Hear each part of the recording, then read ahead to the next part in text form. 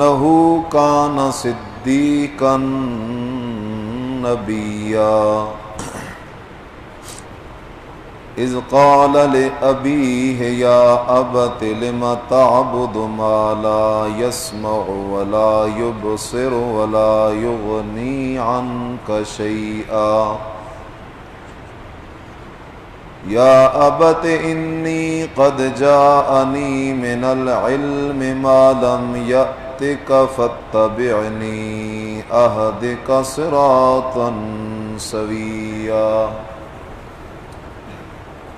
یا ابت لا تعبد الشیطان ان الشیطان کان للرحمن عصیا۔ صدق اللہ العظیم۔ معزز سامعین، سورہ مریم پارہ نمبر 16 کی چند آیتیں میں نے آپ کی خدمت میں تلاوت کی ہیں۔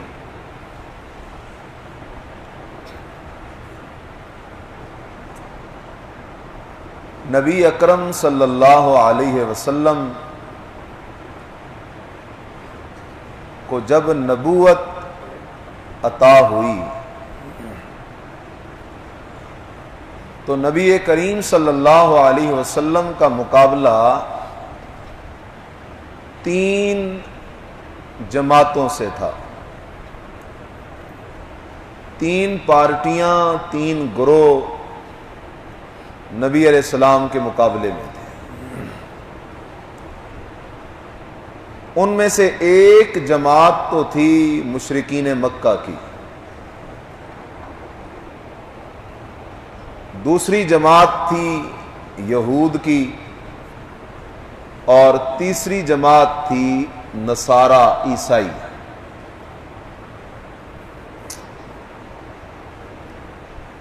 اور یہ تینوں کفر پہ تھے۔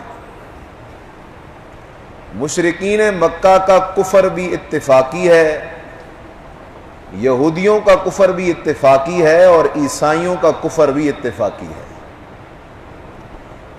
قرآن نے ان تینوں کے کفر کو بیان بھی کیا ہے، اور قرآن کی دعوت یہ ہے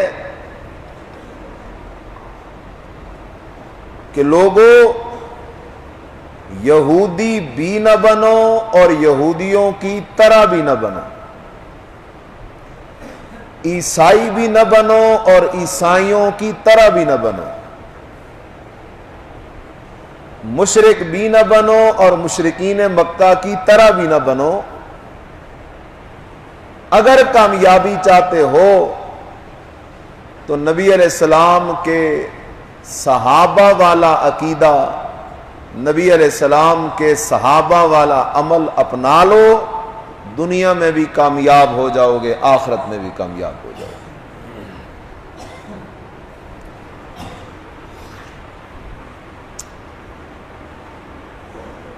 عقیدہ وہ ہوگا جو عقیدہ صحابہ کا تھا، طریقہ اور عمل وہ ہوگا جو طریقہ اور عمل صحابہ کا تھا رضوان اللہ تعالی علیہم اجمعین۔ اب صحابہ کا جو عقیدہ تھا وہ کہاں سے ملے گا؟ آج ہمارے معاشرے میں بھی بڑی تباہی ہے، لوگوں کے عقائد کا برا حال ہے۔ میں پچھلے دنوں عمرے کے سفر پہ تھا تو وہاں ایک بد نصیب گیا اور نبی علیہ السلام کے روضہ مبارک پہ اپنی شادی کا کارڈ چھوڑ کے آیا کہ نبی علیہ السلام کو میں دعوت دے رہا ہوں کہ نبی علیہ السلام میری شادی میں شرکت کریں۔ یہ حال ہے عقیدے کا۔ عقیدے کا یہ حال ہے۔ ایک دوست سنا رہا تھا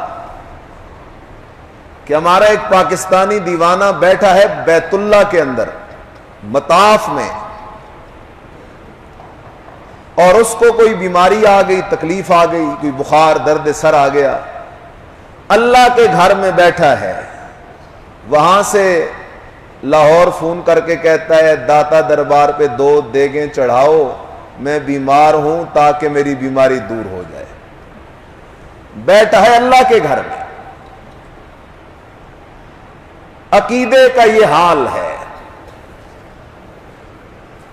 کہ آج زندوں سے لوگ کم ڈرتے ہیں، مردوں سے لوگ زیادہ ڈرتے ہیں. اس لیے میرے عزیز، اگر کامیابی چاہتا ہے تو عقیدہ یہود والا نہیں، نصارہ والا نہیں، مشرکین مکہ والا نہیں، عقیدہ ہوگا محمد الرسول اللہ صلی اللہ علیہ وسلم والا. محمدی عقیدہ اپنا. اور محمدی عقیدہ کہاں سے ملے گا؟ محمدی عقیدہ اللہ کے قرآن سے ملے گا. میں نے جو مقام پڑھا سورہ مریم ہے، اللہ نے حضرت ابراہیم علیہ السلام کا تذکرہ کیا ہے. اللہ کی کتاب بڑی عجیب کتاب ہے. حضرت ابراہیم علیہ السلام جس گھر میں پیدا ہوئے وہ مشرکوں کا گھر تھا. باپ مشرک ہے، لیڈر آف مشرکین ہے، خود بت بناتا بھی ہے اور پھر خود ان بتوں کو بیچتا بھی ہے. بت ساز بھی ہے، بت فروش بھی ہے اور بتوں کا پجاری بھی ہے. کیا کرتا ہے ابراہیم کا باپ؟ پہاڑ سے ایک چٹان لاتا ہے، اس کو تراشتا ہے، اس کی ٹھکائی کرتا ہے،